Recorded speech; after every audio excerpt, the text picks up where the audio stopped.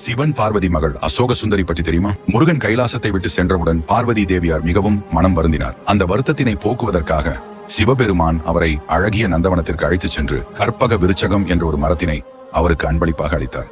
இந்த மரத்திடம் நீ என்ன வேண்டினாலும் அது உனக்கு கிடைக்கும் என்று வரமளித்தார். தான் பெற்ற மகனை பிரிந்த பார்வதி தேவியார் என் வேதனையை போக்குவதற்கு ஒரு மகள் வேண்டும் என்று வரம் கேட்டார். அவர் கேட்டது போல ஒரு பெண் குழந்தையை அந்த மரம் கொடுத்தது. பார்வதி தேவியின் துக்கத்தை போக்க வந்ததால் அந்த பெண்ணிற்கு அசோக சுந்தரி என்று பெயர் கொடுத்தார்கள். அசோகம் என்றால் துக்கமில்லாமை, சுந்தரி என்றால் அழகான பெண் என்று அர்த்தம். ஒரு சமயம் அசோக சுந்தரி நந்தவனத்தில் இருக்கும் பொழுது ஹீண்டா என்ற அரக்கன் அவர் மேல் காதல் வயப்பட்டு அவரிடம் தன் விருப்பத்தை வெளிப்படுத்துகிறார். ஆனால் அசோக சுந்தரி அதை மறுத்து விடுகிறார்.